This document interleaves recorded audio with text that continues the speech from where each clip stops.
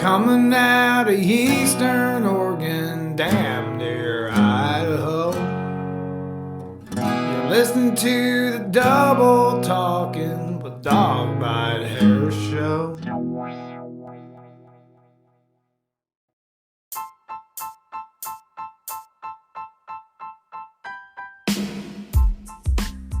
Welcome everybody to Double Talkin' with Dog Bite. My name, it's Dog Bite.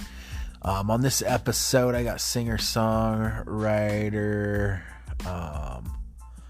Bryson Evans from great state of Washington, the west side of Washington, to be correct. Central west side. Forgive me, I forgot what town he said he's from.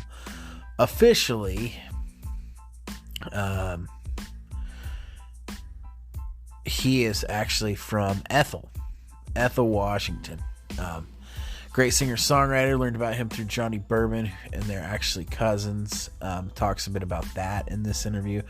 Talks a bit about the tunes that he's working on. Talks about the shows he's been working on. We just bullshit about life in general, because that's what I do. Bullshit. So I'm going to play you guys a song to start out. This is called Shot Up. It's off of the Mainline Sessions. I actually grabbed this version of it. Technical difficulties would not allow me to gather the studio version, but I actually really enjoyed Mainline Sessions. Stone Oregon Travelers did one too. A lot of Honeycutt, a lot of great people have done the Mainline Sessions, so he's just one more artist to add, so I used that track from there. The song's called Shot Up. Before we roll into that, we'll roll into a message from our sponsor, VIP Chauffeur, featuring our pal $2 Elvis. And then we'll roll into that song, and then we'll roll in the interview. So stay put.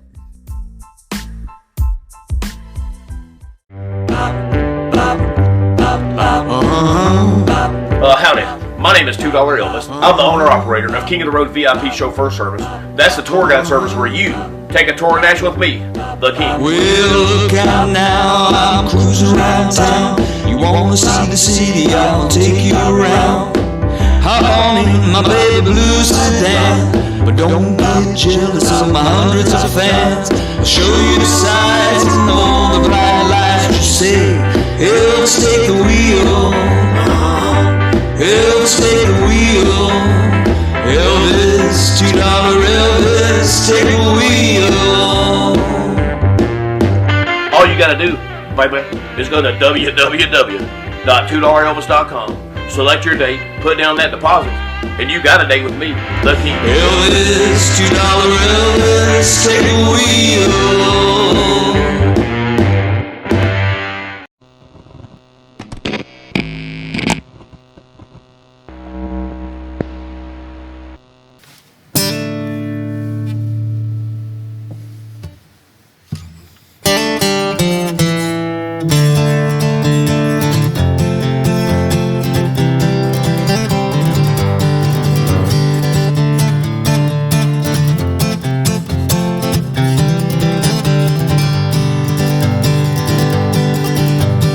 My friend's X16, free house of sun.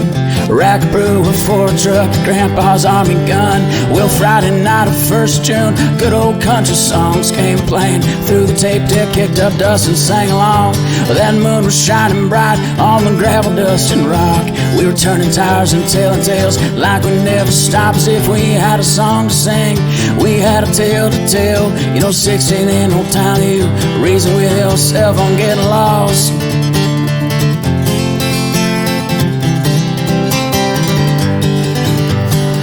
1:30, that loaded gun was stuffed under the seat. We rode around and gave the slot to get out to the street. That truck got stuck, by luck had lights around the bend. They were just some kids like us, picked us up, we climbed in. Well, I gave them all cash I had, 7 and some change. Thanked them for the ride, we shook hands and exchanged names. Grabbed a come along, an old hacksaw from that cabin on the lake, and heading back out through the night while I on a stake of getting lost. Old logging roads, Hey, ain't it funny how one night, leaving twice the whole morning light? I guess we'll know, yeah, but youth will teach you lessons you won't catch until you're old. You won't catch until you're old, no.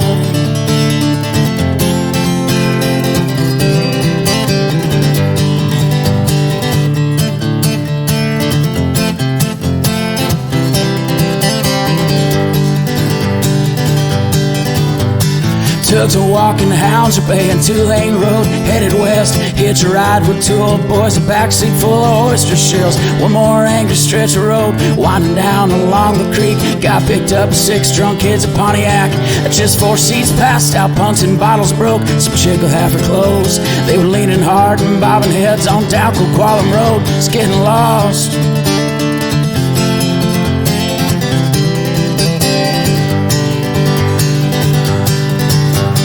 Stopped the car, I hardly let us out. I was mad just staring at my pickup, but it was up and broken glass. That battery was missing, my cassettes and all I had. There was bullet holes clear down the side, took a gun and baseball bat. Well, I knew damn well our handshakes didn't make it through the night, but I knew their names, their towns, the colors of their eyes. Hey, I spent $7 on a ride that I regret. Well, to this day I still see red. Ain't forgot them yet or getting lost. Half drunk, half stoned. Hey, ain't it funny how one night leave it twice the whole morning light?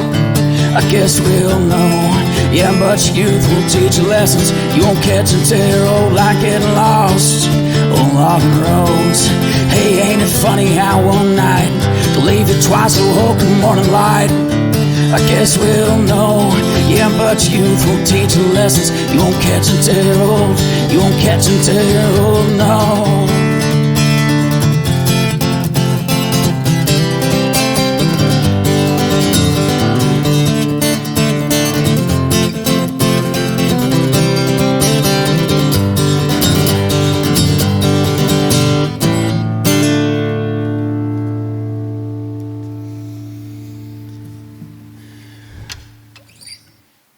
Thanks so much for having me, Mainline. Appreciate it. It's all right. Thanks, guys.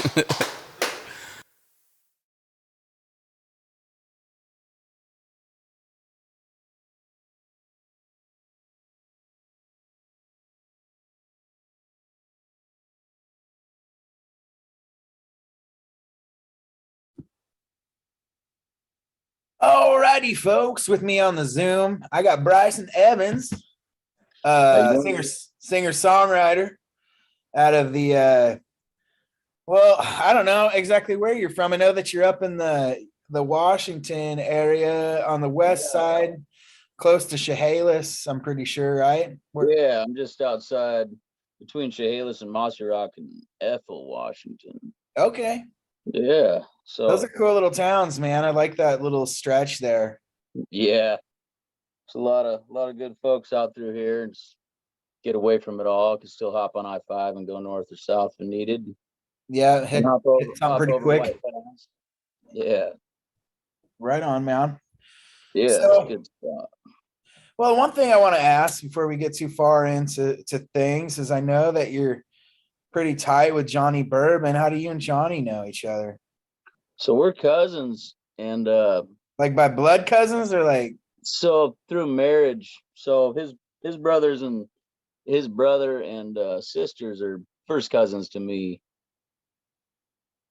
So his brother Willie is a couple years younger than me, and we've been real tight. And got to spend a lot of time with Johnny from the time he was living up here in Mossy Rock when he was in his late teen, like I think he's 17, 18 years old at the time, and a little older than Johnny. I got a guitar kind of in my mid-20s, and at the time Johnny was living in Mossy Rock, and he was a big influence in Willie, and started hanging out with those guys a whole bunch, and bought a guitar on a lunch break from framing a house. You know, it was something I'd always wanted to do, and a bunch of our family flat pickers and fiddle players and stuff. And so he was a big influence on me, as well as, I mean, like a brother, as a cousin, you know what I mean? He's I got you, man. It's as thick as blood for sure. Yeah, man. Fuck, blood ain't shit, anyways, man. I've come to the realization. The older I get, I'm way closer with more people that don't share a bloodline with me than I'm with people that actually share a bloodline with me.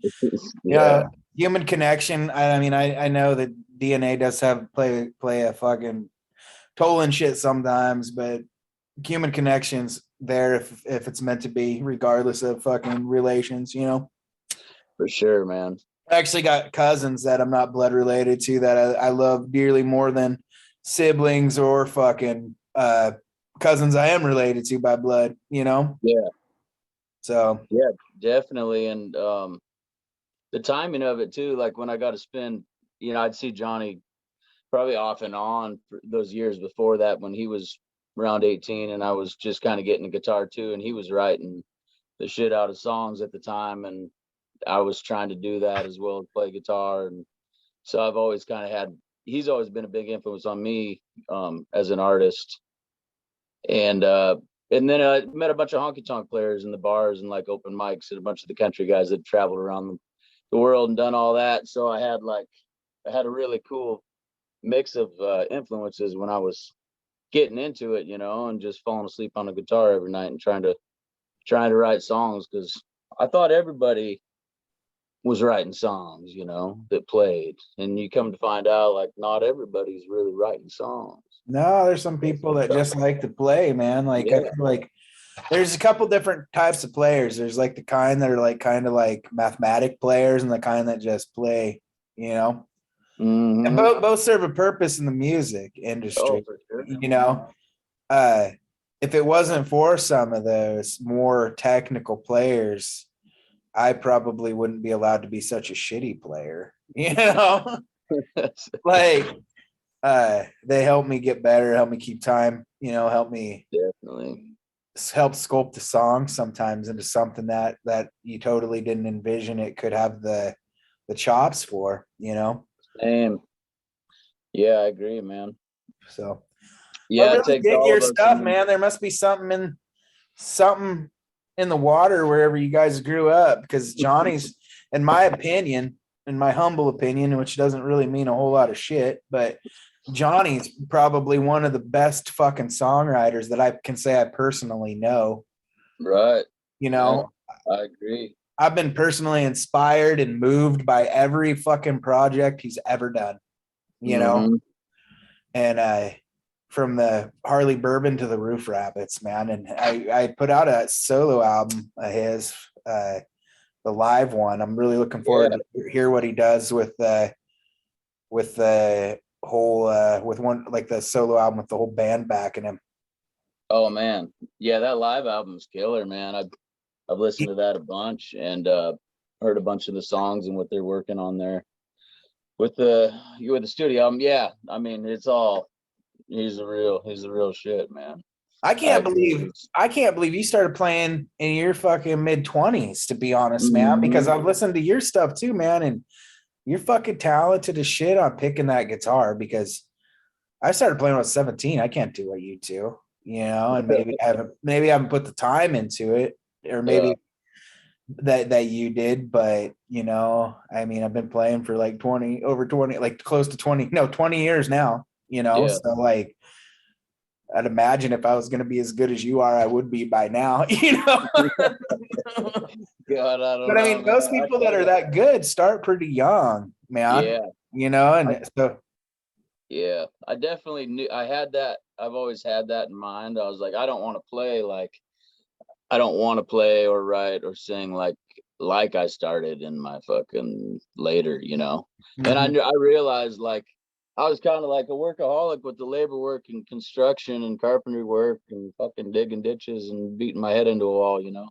And the whole thing with me was like it was a mental aspect. I needed a release, and I needed something I could keep, man, like other than fucking bunch of money that goes up in smoke and shit that just fades out. I needed something to do that it all just kind of laid in, like where I got ended a relationship, like this other bullshit, a house I was trying to lease to own, just a bunch of dumb shit, burn all the furniture and shit. And at the same time, I was getting to see Johnny a bunch and Willie a bunch, and they're writing great songs and we're hanging out. And so it was like a big kickstart. And then I met just the right country pickers in the bars that were super gracious with me, you know, and I'd hop up and do 3 songs with those guys and getting the band feel, and then getting, you know, all the different parts. And I've tried to make up for lost time, you know. I've really intentionally done that. And even at gigs, like I have a hard time shutting it down. I want to fucking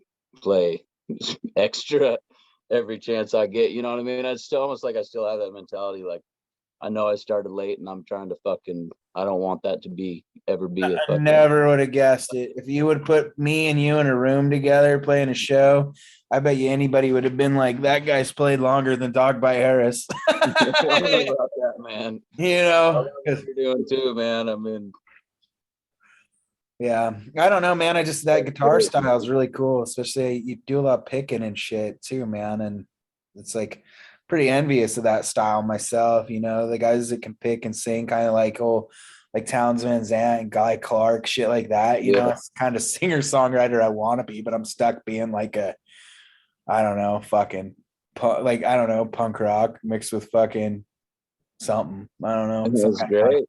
It's all great. Well, right on, fuck, man. We should do a show together sometime, man. We play some of the same places. Agreed. I know we got a lot of the same friends and play the same places, and definitely, man, I look forward to that. I think Chris was trying to sell me on you for a while. From Chris from I think he was trying to sell me on you for a minute, and I don't know, man. He's always trying to sell me on stuff, and if Chris is listening, I'm sorry, but some of it's not really all that good. So like, I don't know, like sometimes I check it out, sometimes I don't, but it's not like a huge priority, you know. Right. And then you know, I found out you're related to Johnny, and Johnny was like, hey, if you need more music for your podcast, check this guy out. Then he sent me some other stuff, and that's how I got to know you. And I was like, fuck, I think that's the guy. Chris was showing me the picture of you on the wall. Being like, if you ever get a chance, check this guy out, you know. Yeah, that's really cool, man. I really like Chris. Chris is a good dude, man. When the hub shut down, he kind of really filled the void there for a minute, because I always loved that little pocket on I-5 in between Portland and Seattle. I used to play the hub in Centralia all the fucking time until it stopped doing music, you know. And he really filled the void there, because I don't know, there's something special about that little pocket there that I've always liked as a musician. Like, I feel like I can relate to a lot of the people that come to my shows there.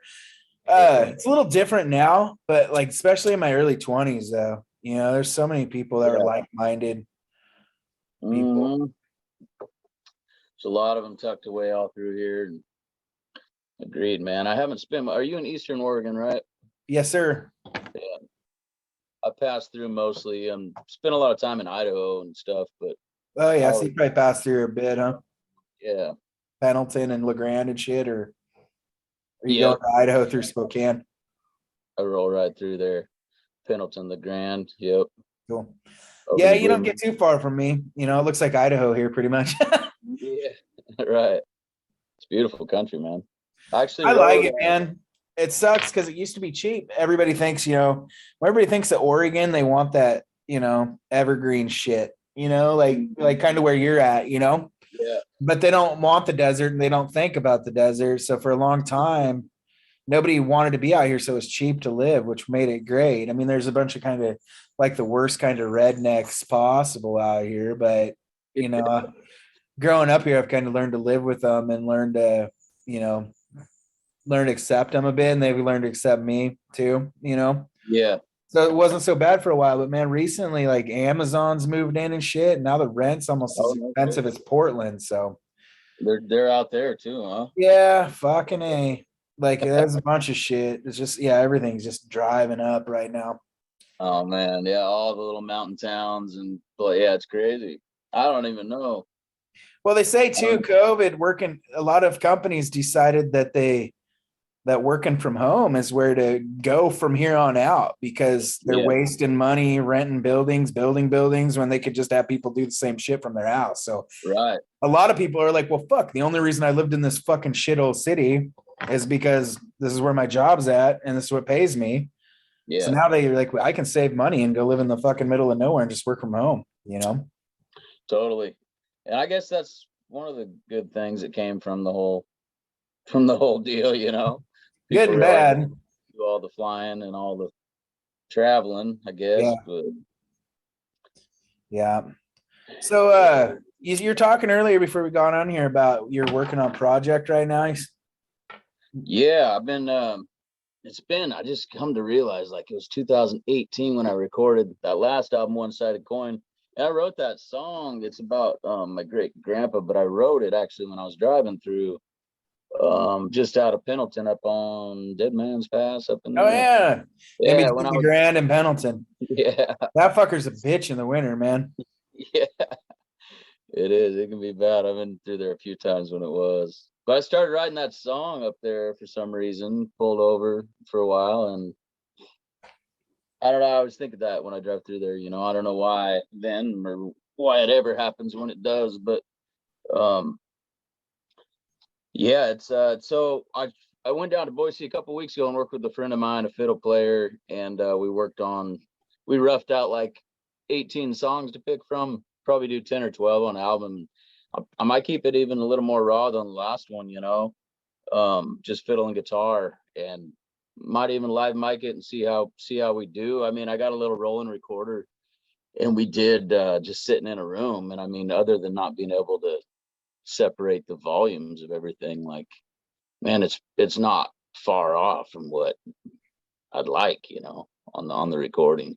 Yeah. Just a real raw live take, you know, and it might end up being in like a bar, maybe something like Johnny did there at the Volcanic. Mm-hmm. You know, and that turned out just killer.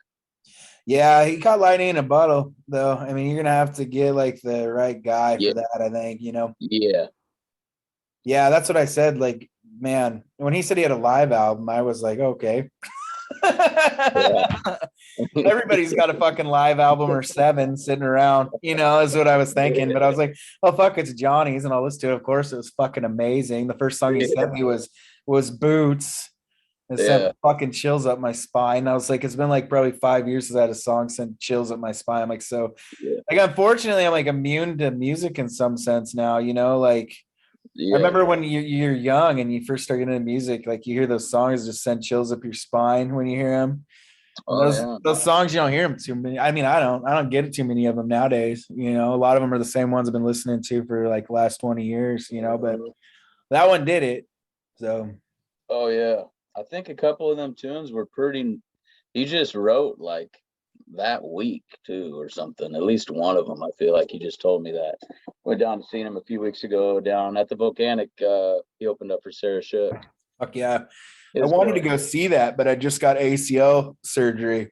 Oh, did you? Yeah, or like I was gonna go get it like a couple days afterwards. So I was just buttoning shit up around here trying to get ready for it. But I thought about trying to split out and go do it real quick. But yeah. I was bummed I missed that because I was gonna go see it. And I was gonna go see Byram and with Byram too. Oh yeah. But that's another thing. He's opening up for so many great people. I don't want to turn this into the Johnny Bourbon fucking. We talk about Johnny Bourbon hour, but you know, I'm pretty happy to see that he's finally getting a fair shake down there. You know, I hope it opens some doors for him because he fucking deserves it. You know. Yeah, I agree, man. I think it will. It will. We should all do some shows. Yeah, man. These days. Fuck yeah. So when are you thinking you're gonna be able to do that and get that out? So I just burnt some rough copies of this, and we're both kind of listening to it and gonna get the arrangements how we want it. And then like mid-May, there's a window of a couple weeks. I got some phone calls to make and some figuring out to do. That's what I'm hoping for. And she works as a river guide in Idaho too, so she's gone come June.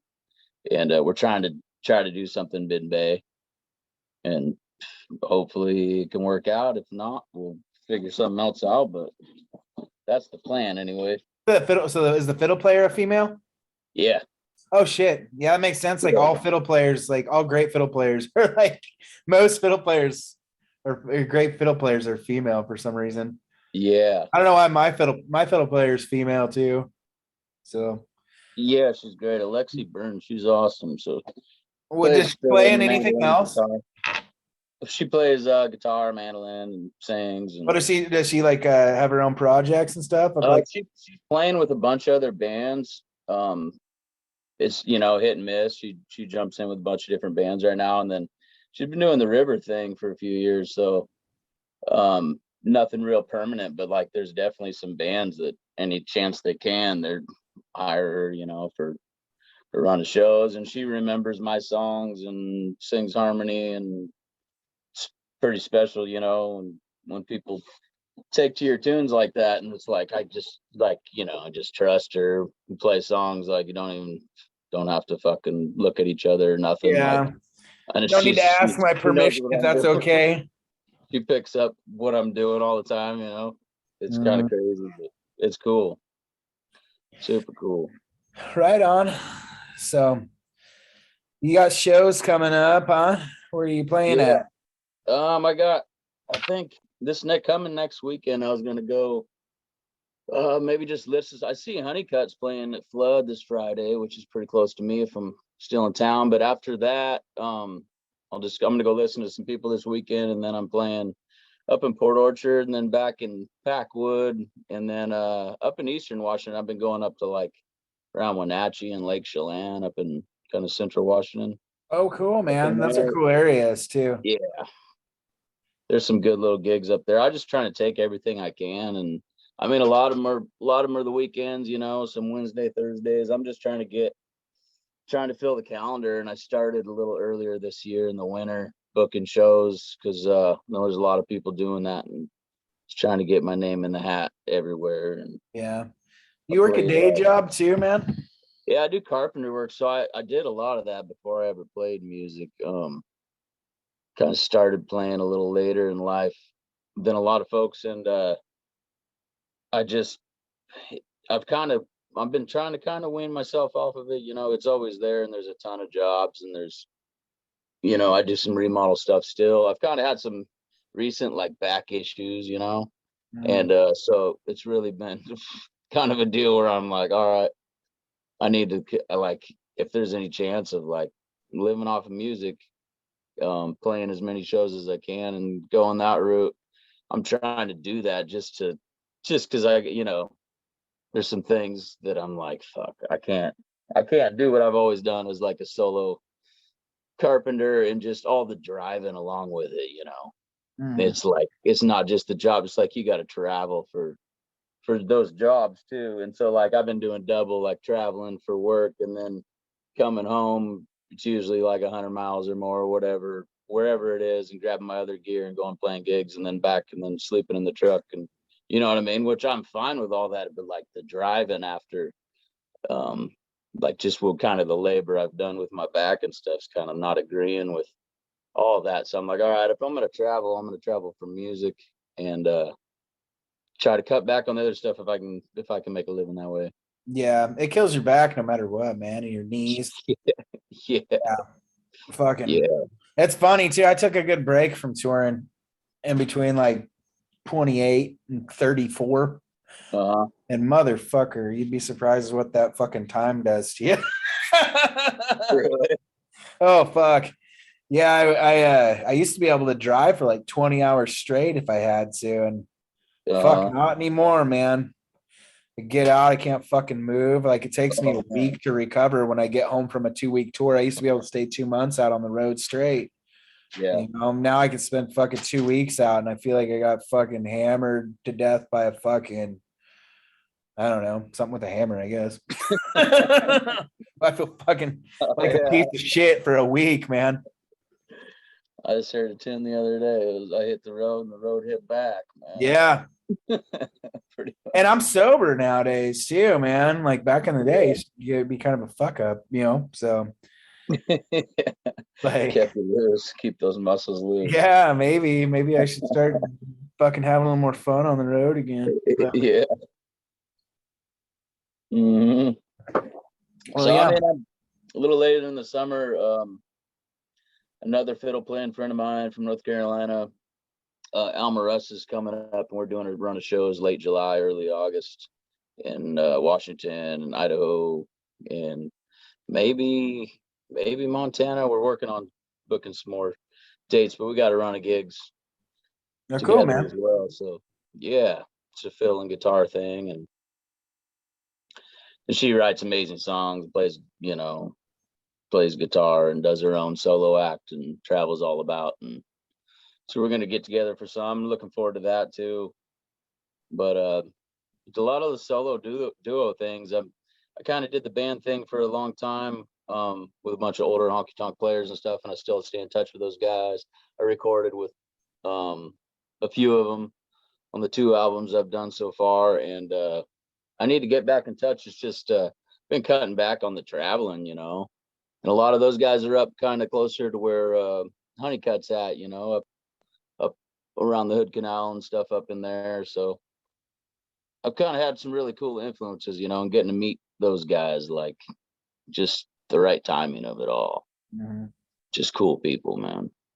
My family had a fucking honky tonk band, and they're from that area too, a little further south though, they're from like a little bit south of Aberdeen off the coastal area, and they used to play in a honky tonk band. Two of my uncles and one of my aunts, and then some random other people called Common People that used to just run around. It's funny because like I heard an old live recording of them, and it's like, fuck, man. By today's standards, they would be like able to probably do something really good. And that's just how all bands were expected to be back then, Mm-hmm. But I don't know. I think that I feel like there was just something in the water back then off that little coastal area that just set a lot of those bands up. Because I know there was like multiple ones. You could hit a bar every night and find some kind of band that was talented as shit playing honky tonk, Right. Yeah, 6-7 nights a week, drinking and dancing and loggers would pull up outside and fucking leave their trucks around and sleep in their cabs after partying until 3 a.m. Get up at 5 and head back out to the mountains and work all day and do the same thing the next day. Yep. That was a lot of my family doing that. My dad's side was in Mossy Rock when they dammed the Cowlitz and they moved to Aberdeen. So I was in Aberdeen for the first part of my life. So my mom's side's all been out of Aberdeen for a long time, and my dad's was here in Lewis County and around Mossy Rock, and they moved. My dad was young. They moved from Mossy Rock down there. My grandpa was cutting timber, logging, and there was a lot. That was boomtown, Mm-hmm. at that time, especially. So they went to high school there and stuff, and I lived there till I was 10 years old or so, and spent a lot of time there and a lot of time in Mossy Rock. So those are kind of the two. So where all my people are buried, and a lot of my influences and a lot of the stories and good times. So yeah, I would have liked to live all over Oregon and Washington back in like the early 1900s and watch it grow a bit, because fuck, it sounds like it was just interesting as shit. The culture and the Native American history as well, just like, the Oregon Trail founded shit out here. That's always been fascinating to me, and like you were saying, that whole area has got like a special like feel because of the logging and shit like that, Yep. Yeah. And a lot of the dark, depressing. Oh yeah, dude. Well, if you're from Aberdeen, man, I don't know. My ex is from Aberdeen, man. And fucking, and even before we hooked up and knowing her past, even before that, I used to go play there with Angie and the Car Wrecks all the time. And I always wanted to go because I'm a Kurt Cobain mark, dude. I fucking love Nirvana and shit. But the second I hit that town, I felt like every fucking ounce of happiness was just being sucked out of me. There is like a dark vortex over that fucking town, man. There is some kind of fucking dark energy. And it's not in Montesano. It's not in Ocean Shores. It's fucking not in fucking any of those other little fucking towns around it. It's directly over the top of fucking Aberdeen. Yeah. I mean, I don't know, you grew up there. Maybe you're a little more fond of it than me, but I've been to fucking thousands of towns all across America, Yeah. in Alaska even. And I've Yeah. never felt a town suck the fucking energy out of me for no reason. It's not like I have any bad memories there. Yeah. I don't have any baggage there. I mean, I've heard stories about Kurt Cobain and shit, but fuck, I grew up in a small town that's similar. I went through the same shit, so I'm not biased. That it's not like, I don't roll into my own hometown having my own memories and have my fucking energy be sucked out. I don't know what it is, man. And I've heard multiple other people tell me they've felt the same shit going in there, but yeah. And it's I mean, the stories I hear, like, my folks graduated high school in the early 70s. I mean, it was, and I don't know, I mean, it got, after the logging and stuff went, got busted up with the whole spotted owl deal and stuff, once I mean, it was rolling, that town was booming pretty good. I mean, it sounds to me like the 70s was before my time, but I mean, it's kind of like a Dukes of Hazzard, West Coast thing, you know what I mean? Just a bunch of crazy ass country folk and the loggers, and there's little cow town on the coast with fucking all kinds of things happening all at once, and there's a lot more broken glass and boarded up windows than there was in those days. It's just the nature of the trades and all the labor and stuff that left town again, and the mill shutting down and all the things that comes with that, and injuries, and just my town. people passing on and stuff. It just changes, but there's definitely, I feel that, and I kind of crave it. I crave the rain and that whole, just that fucking solitude feeling of that town, and kind of all this just being, on the west, and amongst the trees and the rain and that whole darkness too. There's something that like is also uplifting in a strange way, Well, look at how many fucking creative minds have came out of that kind of environment, just that whole fucking area. I mean, so many fucking great artists have came out of there for multiple decades, even, I mean, and now, so even the people I know that are some of the most talented musicians now are out of that area, but they would never make it in today's society because the music industry doesn't accept that kind of shit. You have to be perfect and pretty and unauto-tuned, but the raw natural talent that still comes out of that, like the James Honeycutts or fucking whoever's, Leroy Virgil from Leroy, yeah. Not a fan of him as a person, but me and Johnny actually had to talk about him, but not a fan of him as a fucking person. And there's very few people I can really say this about, but like I can't take shit away from his singing and songwriting. Sometimes you'll meet somebody and they can be good at what they do, and it turns you off from their music just because they're an asshole. But it's never done that with me with Leroy, and he's literally like fucking fucked me over. But I still put on Hellbound Glory. I can't not, I can't not be like he's fucking good, I can't help it. Yeah, I heard him. I was working on a commercial boat up in Alaska in the middle of the night, and my buddy had Sirius radio on it, and we're floating around in the streets of Aberdeen. Song came on, and I was like listening to it, and I was like, what the fuck, That song's the one that grabbed me too, actually. Yeah. And that's a little different than all the other Hellbound Glory shit, but I was like, damn. Yeah, that's a good tune. And then the Dead Friend song was another one. It hit me right at the right time. Yeah, I've never met him or anything. He's definitely in the rotation, all that music, man. It's good stuff. Yeah, Bob Wayne's from that area too. Washington somewhere or another. Me and Willie opened up for him one time down here at Brown Shack Tavern here, pretty close. A couple years ago. Cool. Yeah.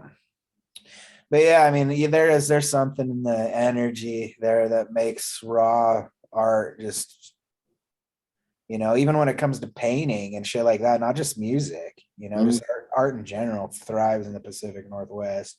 Yeah. I wish I could have been around before it was all fucking so money driven, you know. I would have loved to have seen Seattle in its heyday, you know, when you could still afford to fucking live there, you know. Yeah. Yeah, no kidding. It's hard to even imagine, think about it like that, you know. Well, fuck, There's man, still I lived there like 12 years ago, and it was way expensive then. Like, oh, did you? it was still, I was still paying more rent there than I am now. Back then, like 12 years ago, you know, Oh shit. it's nuts, man. But yeah, it's hard to imagine it too, because like, I mean, I don't know, maybe you got to go up there and at least like see the Kingdom and all the shit because you're closer. But I didn't get up there till it totally been changed and Starbucks and fucking Microsofted out, you know? Yeah, we've made a few trips to the Kingdom just to watch some baseball games. I remember way back, and maybe a concert or two when I was young. You know, Mm-hmm. got my nose broke by a foul ball in the Kingdom. Oh, really? Yeah, Fuck, who's that happened to? yeah, no shit. I was playing baseball too. I was pretty savvy at the time, but Nailed you. I was holding a pizza and shit, and we just went behind home plate to watch one pitch, and one fucking pitch went all the way to the damn roof of the fucking Kingdom with backspin, and there was like 45 people in front of me gonna catch this ball, and I just gonna watch them catch the ball. Well, like it hit like 5 feet in front of me with all that spin on it. Nobody touched it, so it just hit the concrete and like fucking just blew me up. Did they let you have the ball at least, or did some Yeah, fucker steal it? Me and my buddy got the ball, but it smashed my nose pretty good. I was like 12 or Shit. yeah, it was like I gotta stick to the nosebleed. That was like the good days too. Like Ken Griffey Jr. was still on the team and shit probably then. Oh yeah, Fucking Randy Johnson, Egner Martinez. I'm surprised those guys never got a ring. What a good team to not have a fucking ring, man. I know, it's crazy. They got like the biggest drought in sports history, I think, of going. Well, it's like I always just say, welcome to being a fucking Pacific Northwest sports team fan. The Blazers and the Seahawks are the same fucking way, and the Sonics when they had them. You know, it might be good for art, but it's not good for sports. Yeah. Unless you're a WNBA fan, then they're usually pretty good. They kick ass, as I understand. Huh? Yeah, well, I don't know so much now, but I know they had some championships when I was living up there. Everybody was really into the WNBA team up there. That's good. Yeah, they're holding the whole town up. Well, then they were using Key Arena for roller derby for a while, so that was keeping it going. Oh, really? Yeah, that's how bad it was getting. They were like, fucking A. Now, I guess they got a hockey team now, though. That's kind of cool. Yeah, I guess so, man. I've never been to a hockey game myself, but I hear it's pretty badass. And I used to go to like amateur hockey. Amateur hockey's fun because they don't give a shit. You know, there's always fighting and getting crazy and shit, you know? but yeah. Yeah, so I mean, back to that album thing. I'm not sure. I'm kind of shooting from the hip yet. I feel like it's gonna happen, and we got kind of a lot of time to do it, and we'll figure something out. And if it ends up being like a smaller batch of songs that I can release, you know, for now, I'll do that. It definitely feels like time, and I got a lot of songs kind of backlogged where that's where I'm at right now. You know, that's where my focus is. So I'll figure something out.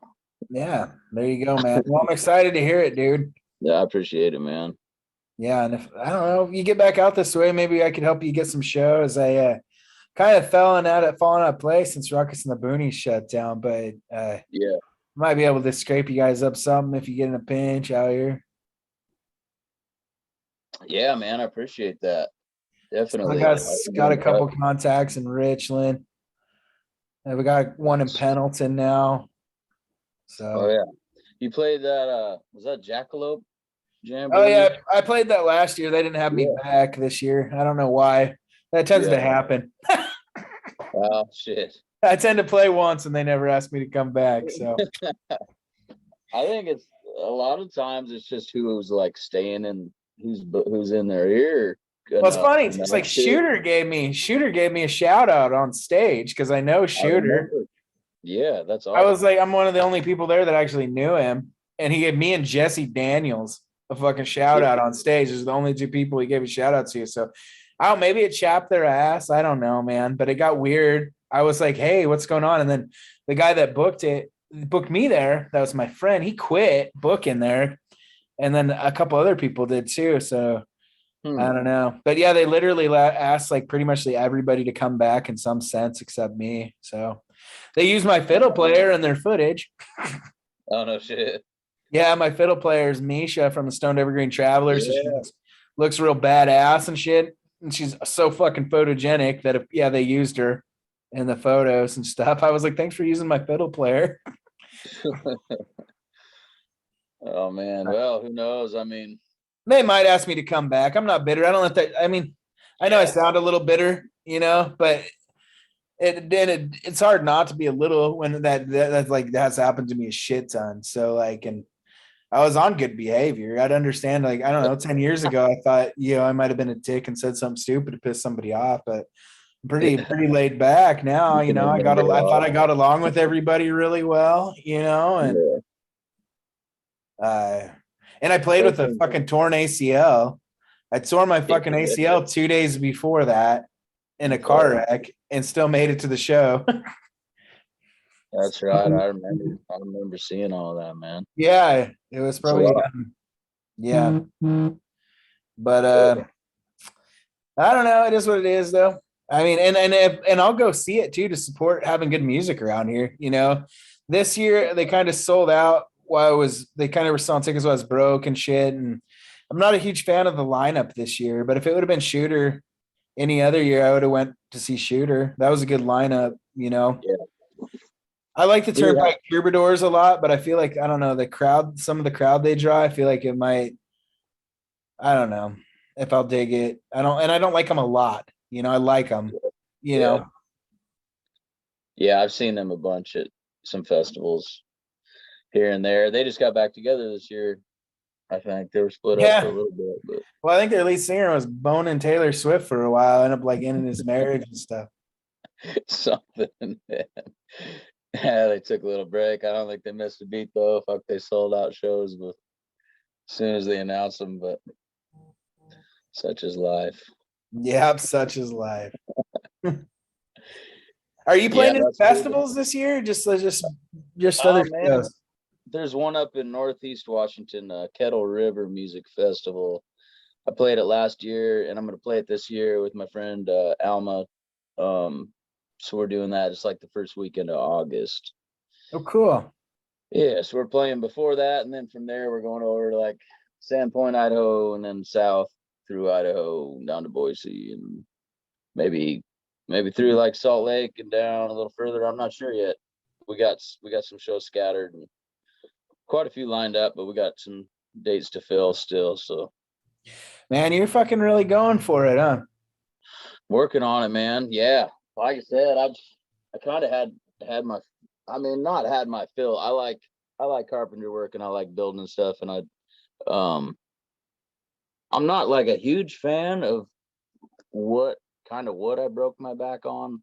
I mean, collecting a paycheck and learning stuff, and I got to build some, custom homes for a lot of people. When I was young and I was framing with a guy that was like 60 when I was in my late teens and early 20s, and I was the guy flying around on the roof, and we'd go over and help other guys lift walls and carry beams up, ladders and stuff. I didn't mind it. I'd still do it, but I definitely compressed some stuff in my back where when I say I had my fill, I'm just a little pickier about the jobs I'm doing now, and like I said, if I can book enough gigs, it's like, to me, I'm like, fuck, I got the work ethic of it, of all that, and I just kind of apply that to music where I'm like, fuck, I have a hard time shutting it down, I can't get enough of it. So yeah, I got you, man. Yeah. Well, shit, is there anything you want to add? Where can people find your music? You got any merch for sale? Man, I got the couple albums, and the one-sided coin is on, I think it's on iTunes, it's on Spotify, it's on some of those platforms. Other than that, I don't have any other merch at the time, but that'll change soon. I'm working on some of those details and have a little bit more available. More music for sure available, you know. This whatever I get recorded this spring, that's the plan, is to get more out there.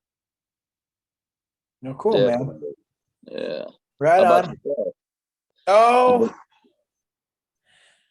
Oh, yeah, no, I mean, I'm pretty much out of all my shit right now, just because I've been Yeah, trying to kind of liquidate it. So, that's right. I'll get a hold of you on the separate of this too. I was been meaning to get a t-shirt from you, man, if you got any left. But, oh fuck, I don't know if I got any in your size, but I'll keep you. I'm gonna get some new ones made, so if I can yeah, send you one fucking pro bono when I fucking get them done, man. right on. Are you writing a lot of songs still, or do you have time for that? Oh fuck, man. I'm trying to. I've been kind of recently going through a rough patch in life, and so I'm getting there. It's hard when you got a kid and a wife and a lot of noise around you, because it's like the kind of songwriter I am, I've got to be kind of in a real dark place and Yeah. alone. I don't like a lot of outside distractions because I'm really, kind of a self-conscious songwriter anyway. So Yeah. it's hard for me to present a song, let alone like present, like here, have somebody around while I'm trying to figure it out how I should write it. Like I Mm-hmm. don't really like to be around people. I like to be alone, so. Yeah. Um, One thing I have been doing though is like just reaching out to friends that like Felix Thursday or Honeycut. Like if I come up with a solid line and it just sits there for too long without anything to go with it, I'll be like, hey, you know. So I've started Yeah. reaching out to co-writers and stuff like that to try to help get my creativity going because there's a time for a while where I could pen a new song like every day, and then it just dried up, you know. That's what I Yeah. tell these younger kids that are like, I know this guy out of Northern California named Cole Hinkle, and he's putting like a new single out like every fucking day. And I'm like, dude, pump the fucking brakes, man. Like, put some of those in the bank. You got like a bunch of fucking songs that are Mhm. just that are out there that are great. Let them simmer. You let people hear them, Like, and I see like that Zach Bryan guy does the same thing. Have you heard of that kid? Yeah. He's Yeah. good, but he's the same way. Yeah. Like his well's gonna run dry, man. You gotta put some of those away. Yeah. You He's know? definitely, I think he was like active duty in the Navy up here somewhere in Yeah, Washington. he was, man. He And he totally was doing was. a lot of that. Yeah. And up until like a year ago, I think he still was, but everybody be like, why aren't you touring? That's why now he's touring. So I think he might be up. Yeah. Yeah. I think he's doing the music thing full time, and as he should, man. He's getting his name's right up top there. He's fucking Willie Nelson and everybody else. He's got a very unique style too, man. Like Yeah. and it's nuts because I see him being billed higher than people like Steve Earle right now. And to me, I'm kind of like, come on, you know. Yeah. Yeah. But that just shows like where he's at with the younger crowd, you know. Definitely. It's like the younger crowd really loves him. So it might take a cat like him to get kids into real country music again, Yeah. you know. No. Yeah. There is some. He definitely got a style of his own too, Yeah. you know. I agree. Yeah. I dig him. But yeah, but I see these guys cranking out singles every day, and I'm like, oh, I could do that at one time too, man. Like Mhm. fucking put some in the bank because you might need them someday. Yeah. No kidding. I don't know. I'm not that efficient, but I go through waves, trying to grind away at it as much as possible and try to add them to gigs and try to figure out let the song settle, play them live, as soon as I feel like if I feel like song's a keeper, I'll try to start working them into the set list and seeing how they feel, with the energy of other people around. Absolutely. See how they sit with you. But I haven't got into the co-writing thing much, but maybe in the future. It's kind of always been it's kind of fucking solitary, you know. Sometimes I usually just take their idea and twist it into my own anyways, you know, like that's how much of a fucking asshole I am, you know. But I'm an egomaniac when it comes to that. Funny. Saint Christopher one time called me a narcissist, and I was like, I think anybody who's a musician that wants to actually play in front of people has a bit of narcissism. And I'm like, you have to a bit because you want people to fucking see you, you know, like it's a weird thing, especially considering most of us are so introverted on the when we're off a stage, you know, like look at guys like Kurt Cobain or fucking anybody really. Most of the people I know, they don't relate to regular people all that well, but they'll get on stage and play in front of a shit ton of them, you know. Right. I'd rather be up there than having to like fucking socialize, you know, too much. A lot of the time, you know. That's my biggest hang up, man. And that was my biggest issue when I got sober. Is when I got sober, I fucking realized how antisocial I was. Yeah. Like I really depended on booze to get me to talk to people and have fun. And once I sobered up, I looked around and I was like, all these people are fucking stupid, like all the time. You know, so I'd like pump the brakes on that and be like, you're being like, I went through a bunch of processes of like playing shows, you know, where like when I was younger, we used to get so drunk we could hardly fucking hold our guitars by the end of the night.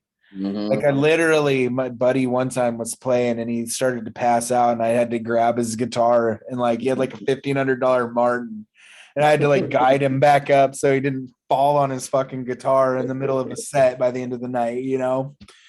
But and then that quit and I was like, wow, I was like listening to shit that I was doing. I was like, God, I was so terrible. And then I became terrible. I was still terrible because then I was so nervous all the time, you know. So it took, it was like a whole process. Now, like, had to like learn how to fucking talk to people too, you know, like couldn't figure out why the fuck I wasn't selling any merch. And it's because I was so fucking unapproachable that nobody wanted to come and talk to me, you know. All the elements of it, man. I know.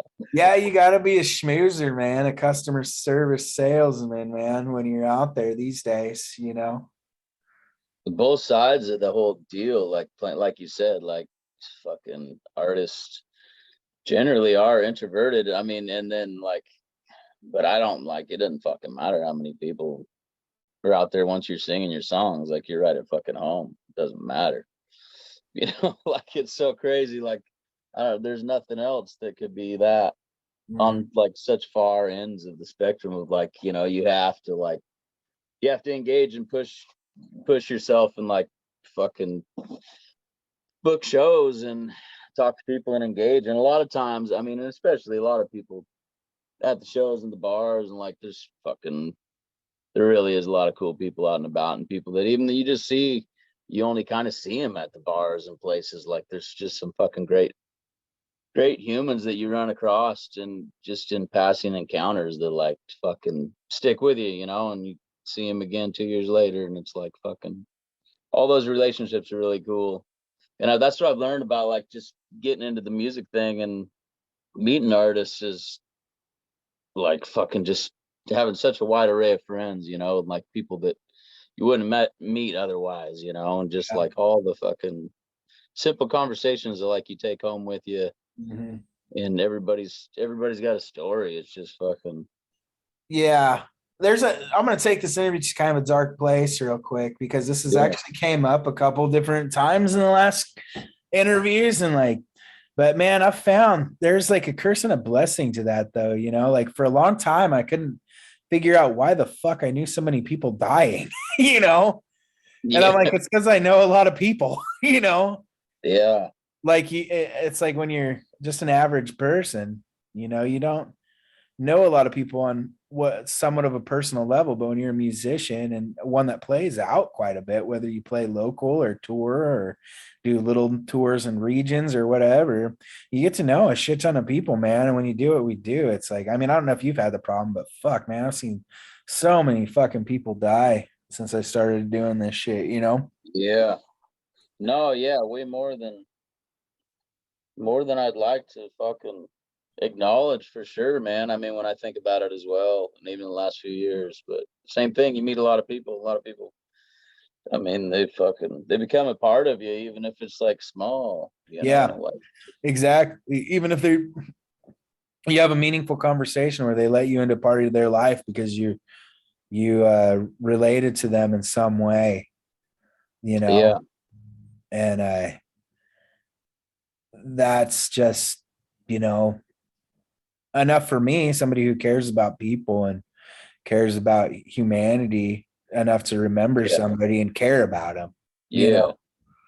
And so yeah, I think that's one thing. It's a curse and a blessing about this, you know. And it's funny, it's came up on so many podcasts, and I've never brought it up until now, but I was like, well, fuck, I might as well keep this fucking theme going, I guess.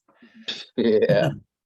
But No, it's true. It's fucking, and then I know, and you hate it, and you hate like having to like go back to the last time you saw somebody, and sometimes those conversations, like I can hear word for word, and you didn't know it was gonna be the last time you see somebody, but like somehow or another, like you're taking it in differently, like subconsciously, you kind of, it's almost like you kind of did know, because I damn sure don't remember like everything that goes on, but like some of the people that have passed on, like I can remember some of the last times I saw them, like in the conversation, almost like fucking linked up to like, ah, it's weird.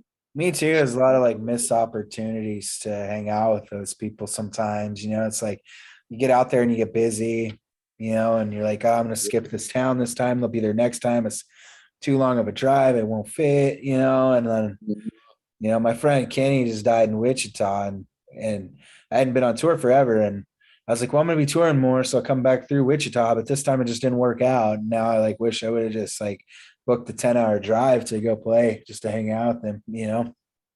Yeah, There's a lot of those for me too, you know, where yeah, think about the missed opportunities you had. yeah. I mean, a lifetime isn't really enough to fuck to do No, it all. man. That's the problem. And we're all here real short. I mean, it doesn't matter if you're here till you're fucking 5 or if you're here until you're fucking 100. It's still a short fucking amount of time in retrospect of infinity, you know. Yeah, there's gonna be unfinished business no matter what. Yep, there's always going to be something left you wanted to do. That's for sure. You know, I think that's a lot of people's fear too, is they don't want to leave here with anything on the table, you know, still on the table. And it's just Yeah, inevitable. You know, the sooner you come to the realization that there's gonna be some, you know, that, you know, you didn't get to do, yeah, more at peace with it you become, I think, you know. definitely. Exactly. So you do what's your songwriting process? I know you say you want to talk about that a little bit before we get off here. Um, Just I started like since, I mean, even when I started first, I mean, got a guitar, I had a notebook going too and trying to write songs. And then I always just keep a notebook handy, or whatever. We'll take ink or, just keep something handy. And usually a few lines or an idea, and I'll come back to them at some point and burn through a bunch of paper. And then like sometimes when I got time and the quiet space and like just things, where your mind can work right. Driving a lot, I'll think of stuff a lot driving, or text myself yeah. stuff, go back to it. I got a lot of like family folklore stories and a lot of like interesting folks. I got a bunch of songs about a bunch of family of mine, and bunch of my own stories and kind of the history around these parts and Aberdeen and Mossy Rock. A bunch of these songs got just naturally had threads to that, and little bones thrown. I mean, stories about the area and stuff. And I was thinking, I get this album's, it's pretty themed that way, just naturally. It's just a bunch of country folk songs and stories about about this part of the world. Right on, man. Yeah, I don't know. I mean, finishing a song is definitely, I usually just try to focus and just decide I'm gonna finish something, like try to just fucking stick with it and get something done. And then a lot of times it'll change, I mean, even um something will become a waltz that I was trying to that was fucking more of a bluegrass fucking straight 4/4 song will turn into a waltz, and vice versa, whatever. Try to get different feels other than what I've done before. I try to mix it up. Sometimes I'll start with the music, and then so I'll just turn my phone on and record something that I'm thinking about and just kind of sing whatever I'm thinking at the time and go back to it. But Yeah, I got you, man. It's kind of, I don't know, it's kind of mine too, I guess, really. But sometimes a song takes fucking multiple forms before it's actually a song with me too, yeah, But, well, shit, man. I appreciate you coming on. I appreciate you taking this short notice. I'm a really big I fan of your appreciate you. music. And when you get that album done, hit me up. We can talk some more. We'll talk about that process and what you got going on then. I always like to check in with people and do multiple recordings. I'd love that, man. All right, I buddy. really Well, appreciate you. Thanks a lot for having me on, man. I appreciate you reaching out to me, and that last podcast you did, and you included a tune of mine on there, man. That was fucking cool. I mean, that means a lot, and I appreciate all you're doing for all the fucking blue collar songwriters and people around, man. It's fucking big, and I know you got a lot going on too. It's a lot, man. It's fucking, and this podcast here, like you take on a lot of shit, and I appreciate getting to be a part of it, man. Try to uphold my end and get some more music out there and fucking stay a part of the whole deal. yeah. It's grassroots shit, man. Yeah. I like to help out people I don't know. I like to play people and interview people that inspire me in some way, or so that's kind of where I'm at, or I feel like I relate to, Yeah. and I make this podcast for people like that too, Definitely, man. When I first started doing this, there was a lot more people too, and it's trying to get back to that. I feel like it's happening too. It's a slow burn, but I'm getting more and more views, and it seems like more and more people are hitting it up. So it's been a bit of a process, and it was kind of discouraging at first because like the first time I did a podcast, I did it and I got like 100 plays out the gate, So I was like averaging 100 listeners a week, but that was back when not everybody was doing a podcast. Now you can do it on your phone. So it was a bit different this time. Like the first time I did one, I had like 3 listeners. I was like, fuck, Yeah. But I'm getting back up in the 50s and 60s and shit now. So like I'll and I'll keep doing it regardless, because I kind of, the reason I got back into it was for me. My own purpose is to kind of to serve my own beast, So yeah, it all kind of works together, and keep the wheels turning, man. Yeah. All right, buddy. Well, I'm gonna get off here. You have a good night, Bryson. Thanks for coming on, buddy. Thanks a lot, buddy. I appreciate you. We'll talk again soon, man. Thanks Absolutely. so much. All right, have a good night, man. You too.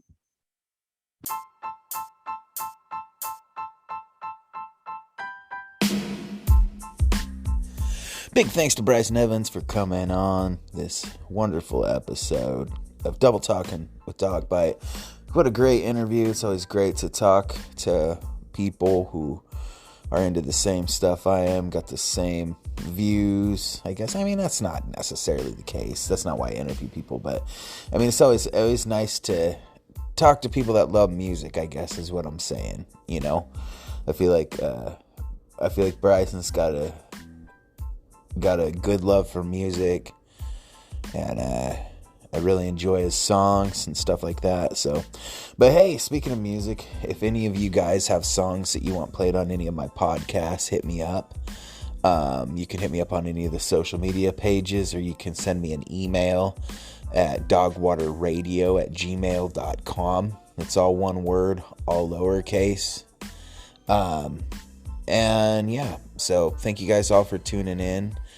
And we're going to leave you with the Bryson Evans songs. Bryson Evans song. This one's called Hesitate. It's also from the Mainline sessions. So thank you guys.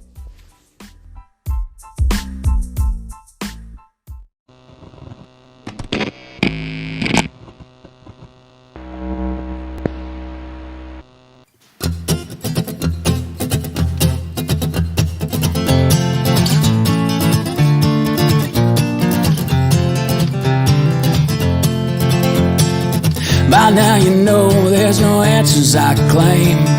I've seen the error of my ways, Still you look for greener pastures out my way. Heaven's eyes and into his face. The time it take you to convince me I can fly. There's no worry up ahead and no sorrow in goodbye is equal to the awful inclination. Why we'd ever wait till love returns again? I know there's some more here to mine than matters. My aching head won't ever find that time, 'cause anything more than halfway out your door I can't take, only hesitate.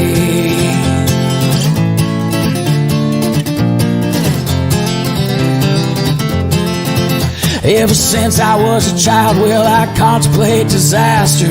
Head on a smile in the rain. I can't explain, well, I'm a little older now, and just look at hearts I've shattered. I ain't proud, but let me say, I'd love to stick around, just smile and let love grow. Without a random breeze to point me down the road, the best I can do, my gal, is help you with your load and leave you with a worry in the night. I know there's some more here to mine than matters. My aching head won't ever find that time, 'cause anything more than halfway out your door I can't take, only hesitate.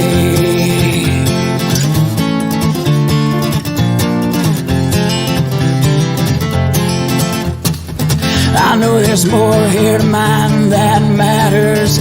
My aching head won't ever find that time, 'cause anything more than halfway out your door I can't take, only hesitate. Anything more I can't take, only hesitate. I can't take, only hesitate.